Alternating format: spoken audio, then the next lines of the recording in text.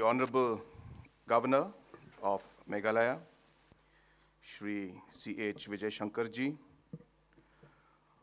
Honorable Union Minister for Agriculture and Farmers' Welfare and Rural Development, Shri Shivraj Singh Chauhanji, Honorable Minister for Agriculture and Farmers' Welfare, Government of Meghalaya, Srimati Maisel Amperine Lyngdoh, our respected Chief Secretary, our respected Secretary, and all the other officials of the Agriculture Department as well as the ICAR, and all the staff, researchers, and scientists of ICAR, ladies and gentlemen. It is both a great honor and a privilege to join you today at the ICAR Research Complex for NEH Region Umiam as we celebrate 50 years of dedicated service to the northeastern states of India. Since its inception in 1975, this institution has been a torchbearer of agriculture, innovation, addressing the unique challenges of our region, and ICAR has developed over 100 crop varieties, introduced high-yielding livestock breeds, and promoted sustainable practices such as integrated and organic farming. These efforts have enhanced food security, conserved biodiversity,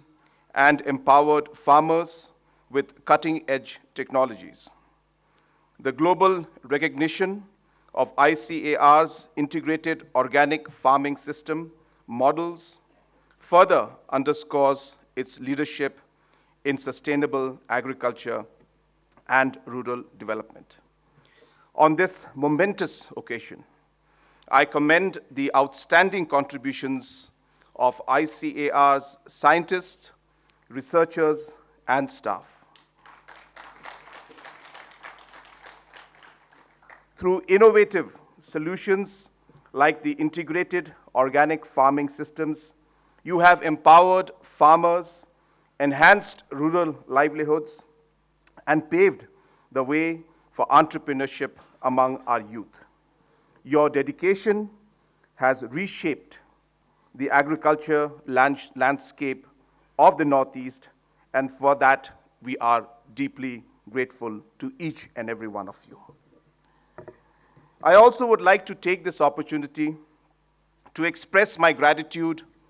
to Shri Shivraj Singh Chauhanji, the Honorable Union Minister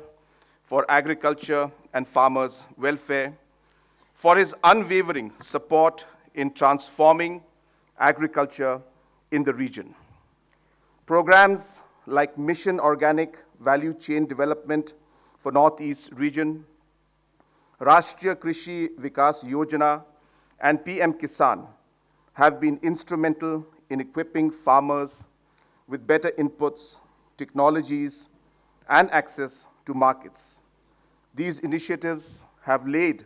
the foundation for Meghalaya and the entire Northeast agricultural renaissance. Honorable Shri Shivraj Singh Chauhanji, I also take this opportunity personally to thank you for having visited the ICAR complex today and for all the support that you have been giving to the state of Meghalaya.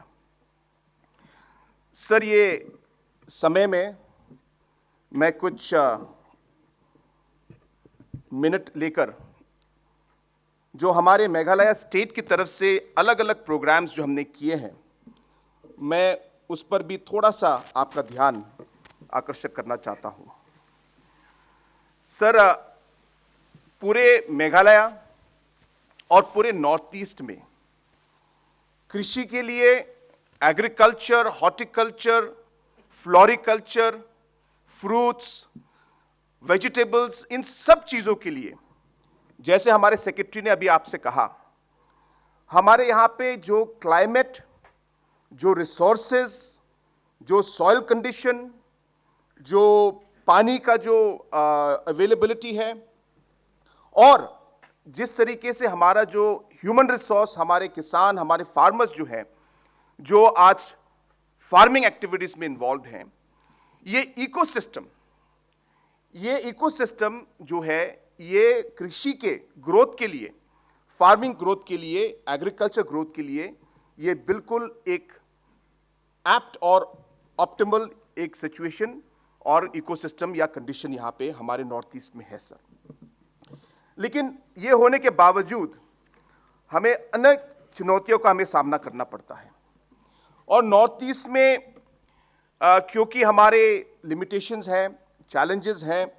उसकी वजह से ये जो potential, और अगर आप देखें north east जो है पूरे देश का वेजिटेबल हब बन सकता है।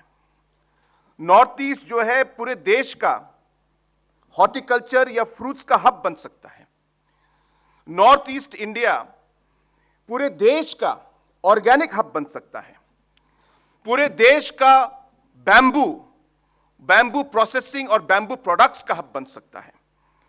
मशरूम कल्टीवेशन और मशरूम प्रोडक्शन का ये हब बन सकता है। स्पाइसेस के लिए और अलग अलग टर्मरिक बोलो, जिंजर बोलो, इन सब स्पाइसेस में, ब्लैक पेपर, ये सब चीजों में नॉर्थ ईस्ट जो है देश का हब बन सकता है। शहद के लिए, हनी के लिए आज जिस तरीके से नॉर्थ ईस्ट में एक तरीके से जो ध्यान हमारे किसान दे रहे हैं और जिस लेवल में काम कर रहे हैं, हनी के लिए भी यहां पे बहुत ज्यादा पोटेंशियल है सर। इसमें मैं आपको खाली 2-3 सुझाव जो आगे आने वाले समय में अगर हम कर पाए तो मुझे लगता है कि इससे काफी हम लोग बदलाव और काफी डेवलपमेंट हम लोग ला सकते हैं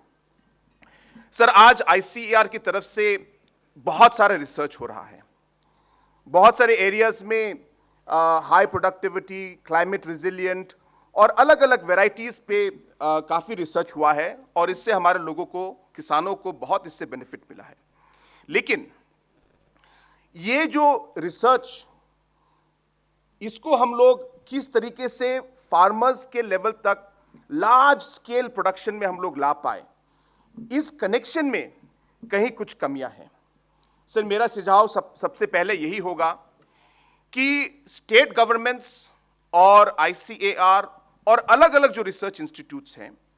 उन्हें हर 3 महीने में या 6 महीने में बैठकर ये अलग अलग डेवलपमेंट्स जो हो रहे हैं, इसका हम फार्मर्स तक कैसे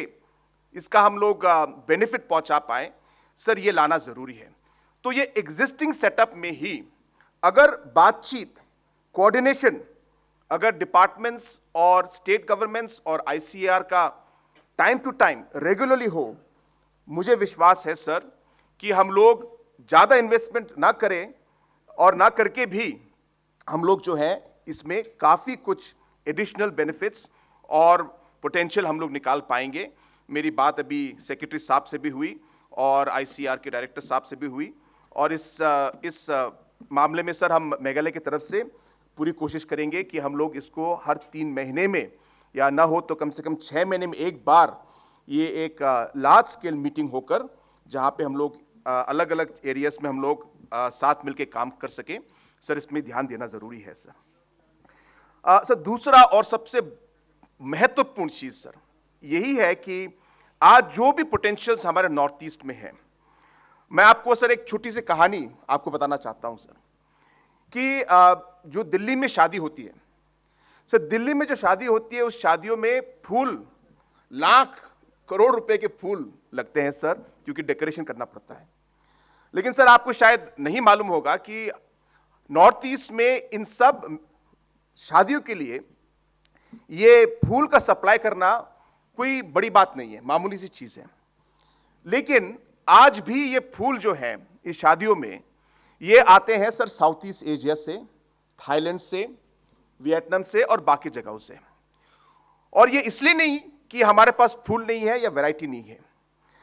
सबसे बड़ी प्रॉब्लम यही है कि शादी अगर 20 तारीख को है तो फूल को 19 तारीख के शाम 6 बजे तक पहुंचना है, उससे 1 घंटा पहले नहीं, उससे 1 घंटा बाद नहीं। और हमारे नॉर्थ ईस्ट से कभी कभी वेदर खराब हो गया, लॉजिस्टिक हब नहीं है, फूल खराब हो गए, इसकी वजह से जो लोग फूल खरीदते हैं वो लोग प्रिफर करते हैं कि भाई थाईलैंड से या वियतनाम से लेके आए। सर कहने का मतलब सिंपल यही है कि हमारे पास अलग अलग प्रोडक्ट्स हैं, हमारा चैलेंज है लॉजिस्टिक्स नेटवर्क सर। चाहे वो रेल कनेक्टिविटी हो, चाहे वो एयर कनेक्टिविटी हो, चाहे वो कोल्ड स्टोरेज का लार्ज लॉजिस्टिक्स हब। आज हम लोग हमारे पाइनएप्पल्स हम आज यूएई भेजते हैं सर, हमारे पाइनएप्पल्स को हम आज यूरोप भेजते हैं, लेकिन ये पाइनएप्पल्स को दिल्ली तक पहुंचाना एक बहुत कठिन काम है। गुवाहाटी एयरपोर्ट तक पहुंचते पहुंचते काफी सामान खराब हो जाते हैं, सड़ जाते हैं। और जब भी हम एयरलाइन से बात करते हैं वो कहते हैं कि भाई गुवाहाटी में एक बड़ा एक लॉजिस्टिक हब होना चाहिए। सर मेरा आपसे अनुरोध यही रहेगा कि हम एग्रीकल्चर पे ध्यान दें, रिसर्च पे ध्यान दें, फार्मर्स पे ध्यान दें, प्रोडक्टिविटी पे ध्यान दें, लेकिन उसके साथ साथ जो हमारा लॉजिस्टिक्स नेटवर्क है, कमर्शियल नेटवर्क है, जो हमारे सामान को, हमारे प्रोडक्ट्स को देश के और दुनिया के अलग अलग भागों तक पहुंचा पाए, इन चीजों में सर हमको ध्यान देना बहुत जरूरी है सर। तो मेरा आपसे आग्रह यही होगा कि इसको हम लोग हर लेवल पर सर, स्टेट लेवल से भी, सेंट्रल गवर्नमेंट लेवल से भी, अलग अलग मंत्रालय के लेवल से भी, क्योंकि सिर्फ एग्रीकल्चर का काम नहीं है सर, इसमें सिविल एविएशन का होगा, रेलवे मिनिस्ट्री का होगा, कॉमर्स एंड इंडस्ट्रीज का इसमें होगा। सर आपके लेवल से अगर आप इसको एक मीटिंग या एक लेवल पर हम लोग इसमें कॉन्फ्रेंस कॉल करके नॉर्थ ईस्ट के लॉजिस्टिक्स हब्स को हम लोग एक पुश दे पाए सर, तो मुझे लगता है कि इससे हमारे लोगों को और हमारे किसानों को बहुत इससे बेनिफिट होगा सर। सर दूसरा मेरा सजेशन यही है कि हमारे यहाँ पे जो सामान सब जो हमारे किसान जो उगाते हैं, इन सब चीज़ों में शेल्फ लाइफ बहुत कम होता है। चाहे हमारे अनारस क्यों ना हो, चाहे हमारे संतरे क्यों ना हो, चाहे हमारे केले क्यों ना हो, तो इसमें जैसे हम जानते हैं सर, फूड प्रोसेसिंग का बहुत बड़ा इसमें भाग है। सर आपको जान के खुशी होगी कि पिछले 3-4 सालों में मेघालय ने 250 से ज़्यादा processing units self help group के साथ मिलकर, महिलाओं के साथ मिलकर हम लोगों ने प्रोसेसिंग यूनिट्स का इन्वेस्टमेंट किया है सर। और ज़्यादा से ज़्यादातर ये हमने स्टेट अपने बजट से किया है। हम चाहेंगे सर कि इसमें अगर आपकी तरफ से और भारत सरकार की तरफ से लार्ज स्केल लेवल पर हम लोग फूड प्रोसेसिंग के अलग अलग पैकेजिंग यूनिट्स के अलग अलग सामान और कारखाने हम लोग डाल पाए, तो सर मुझे उम्मीद है कि इससे भी हमारे लोगों को, किसानों को बहुत अच्छा इसका एक रिस्पांस और एक रिजल्ट मिलेगा सर। आज आपको जानकर खुशी होगी कि हमारे प्रोडक्ट्स जो हैं, जो बनते हैं इन प्रोसेसिंग प्लांट से, आज जापान से लेके, ऑस्ट्रेलिया से लेके, यूरोप और हमारे जो मिडिल ईस्ट नेशंस में हमारे प्रोडक्ट्स, हमारे हनी, हमारे टर्मरिक, हमारे जिंजर प्रोडक्ट्स आज इन देशों में जा रहे हैं। लेकिन हमारी सबसे बड़ी प्रॉब्लम यही है कि हमारे यहाँ क्वांटिटी कम है और इसमें हमें प्रोसेसिंग और ग्रोथ दोनों में हमें ध्यान देना जरूरी है। इसलिए सर मेरा दूसरा सुझाव यही होगा कि अगर हम लोग फूड प्रोसेसिंग का और ज़्यादा पुश और इसमें ध्यान दे पाए, तो मुझे विश्वास है कि सर हम लोग इन चीज़ों में आगे बढ़ पाएंगे। सर मेरा तीसरा सजेशन ये रहेगा कि जिस तरीके से हम लोगों ने अलग अलग एरियाज में क्लस्टर डेवलपमेंट प्रोग्राम्स हमने शुरू किए हैं सर, ये क्लस्टर डेवलपमेंट प्रोग्राम्स बहुत सक्सेसफुल हैं और इसका बहुत अच्छा रिजल्ट मिल रहा है। मेरा आपसे यही आग्रह है सर कि अगर हम लोग इस क्लस्टर प्रोग्राम को एक्सपैंड कर पाए सर, जैसे हमारे यहाँ पे ये जो डिस्ट्रिक्ट रिभोई डिस्ट्रिक्ट जहाँ पे ICAR है, यहाँ पे बहुत जिंजर उगता है, लेकिन यहाँ पे इस जिंजर को प्रमोट करने के लिए हमारे स्टेट गवर्नमेंट के मिशन मोड प्रोग्राम के अलावा और कोई सपोर्ट फार्मर्स को नहीं मिलता। तो ऐसे अगर हम लोग और क्लस्टर डेवलपमेंट प्रोग्राम्स, जिंजर क्यों ना हो, ब्लैक पेपर क्यों ना हो, बैम्बू क्यों ना हो, हमारे यहाँ पे मशरूम क्यों ना हो, हनी, इन चीज़ों में हम लोग अगर ज़्यादा से ज़्यादा क्लस्टर डेवलपमेंट प्रोग्राम्स हम लोग ला पाए, तो मुझे विश्वास है सर कि इससे भी हमारे लोगों को बहुत यहाँ पे बेनिफिट मिलेगा सर। सर एक एरिया है जो आप भी जानते हैं सर, आपने भी मेंशन भी किया, वो है सर बैम्बू के लिए सर। सर आज अगर आप पूरे नॉर्थ ईस्ट में देखेंगे तो नॉर्थ ईस्ट में हर कोने में आज हर स्टेट में बैम्बू उगता है और नेचुरली उगता है सर, और इसका एडवांटेज हम लोग नहीं ले पाए। मुझे लगता है सर, और मेरा विश्वास है कि अगर हम ये बैम्बू मिशन को प्राइवेट सेक्टर्स, बड़े बड़े प्राइवेट सेक्टर्स को जोड़कर सर, चाहे मैं नाम नहीं लेना चाहता लेकिन बहुत सारे बड़े बड़े इंडस्ट्रीज हैं सर, अगर उनमें से कोई नॉर्थ ईस्ट की तरफ आकर एक बड़ी एक स्केल में हम लोग बैम्बू का एक लार्ज स्केल प्रोडक्शन सिस्टम कर पाए, अगर हो सके हर स्टेट में, अगर हर स्टेट में नहीं भी हो पाए तो कोई हब्स में जहां पे हम लोग बैम्बू से अलग अलग प्रोडक्ट्स बना पाए, बैम्बू का एथेनॉल क्यों ना हो, बैम्बू का पेपर क्यों ना हो, बैम्बू से अलग अलग जो प्रोडक्ट्स आज पूरे दुनिया में बनते हैं वो क्यों ना हो, इन सब चीज़ों में सर मेरा विश्वास है कि बैम्बू एक सेक्टर है जहां पे हम लोग पूरे नॉर्थ ईस्ट को और नॉर्थ ईस्ट के हमारे गांव के लोगों को, ज़्यादातर हमारे किसानों को, फार्मर्स को, गरीब लोगों को सर, हम लोग इस बैम्बू मिशन की मोड की तरफ से, और इसे हम लोग बड़े स्केल में करें सर, मुझे विश्वास है कि इससे हम लोग काफ़ी कुछ यहाँ पे अपने नॉर्थ ईस्ट में और मेघालय में हम लोग डेवलपमेंट और जो है बदलाव लेके ला पाएंगे सर। सर अंत में मैं आईसीआर की तरफ से सिर्फ इतना एडिशन कहना चाहूँगा कि आईसीआर ने आज बहुत चीज़ों में रिसर्च किया है, और जैसे सेक्रेटरी साहब ने कहा कि क्लाइमेट चेंज और क्लाइमेट रेजिलियंस प्रोडक्ट्स की तरफ काफ़ी ध्यान है। सर मेरा भी ये मानना है कि अगले 5 सालों में, 10 सालों में, 15 सालों में इसमें ध्यान देना बहुत ज़रूरी है, और ना सिर्फ क्लाइमेट रेजिलिएंट प्रोडक्ट्स, लेकिन अगर कोई प्रोडक्ट हमें दिखाई दे रहा है कि अगले 5-10 सालों में ये प्रोडक्ट गायब हो जाएगा और फार्मर्स को धीरे धीरे इसमें ऑल्टरनेटिव प्रोडक्ट्स लाना चाहिए, तो ये रिसर्च करना भी जरूरी है। आज अगर आप देखेंगे सर, मेघालय में गारो हिल्स सेक्टर में, रिभॉय सेक्टर में, और जहां जहां थोड़े से ह्यूमिड क्लाइमेट है, हमारे जहां अरेकेनट प्रोडक्ट्स हैं,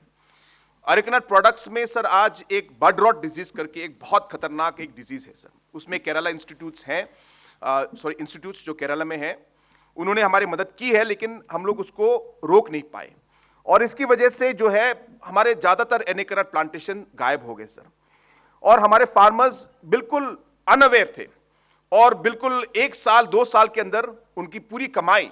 उनका पूरा फार्म, उनका पूरा जो है प्लांटेशन गायब हो गया। तो ये दूसरे प्रोडक्ट्स में होने से पहले अगर हम लोग स्टेप्स लेकर alternative support, state government, central government, ICR सब मिलके हम लोग इसको कर पाए, तो मेरा मानना है सर कि ये भी एक चीज है जो हमारे किसानों के लिए बहुत जरूरी होगा। अंत में सर, हमारे केवीकेस के बहुत सारे सेंटर्स हैं, और हर डिस्ट्रिक्ट में ऑलमोस्ट केवीके है, और बहुत सारे जगहों में आईसीआर के साथ केवीके चल रहा है। सर मेरा सुझाव यही रहेगा कि हम लोगों को ग्रास रूट लेवल पे ये इंस्टीट्यूशन को हमको और मजबूत करना है सर, और इसमें अगर हम लोग ज़्यादा man power, machinery, flexible funds अगर दे पाए, ताकि वो लोग डिसीजन ग्रास रूट लेवल पे ले पाए। ये नहीं कि हमें बरापानी से, शिलोंग से, मेघालय से हमें यहाँ पे बोलना है कि भाई अलग अलग अरुणाचल के डिस्ट्रिक्ट में क्या होना चाहिए, वो अरुणाचल के डिस्ट्रिक्ट के केवीके का डिसीजन होना चाहिए, वो मणिपुर के केवीके का डिसीजन होना चाहिए कि मेरे डिस्ट्रिक्ट में क्या है क्या नहीं है। तो इस तरीके से अगर हम लोग फाइनेंशियली इन केवीकेस को हम लोग और थोड़ा मजबूत कर पाए, फाइनेंशियल सपोर्ट दे पाए, मुझे विश्वास है सर ये भी एक बहुत अच्छा एक स्टेप रहेगा। और केवीकेस एक बहुत अच्छा इंस्टीट्यूट है जिससे बहुत बेनिफिट मिलता है, लेकिन उनका जो पावर है वो काफ़ी कम है। अगर इसमें हम लोग कुछ ध्यान दे पाए तो मुझे लगता है सर हम लोग आगे जाके ग्रास रूट लेवल पे हम लोग और इम्पैक्ट हमारे किसानों के लिए हम लोग दे पाएंगे sir. Sir with these few words I once again would like to thank all the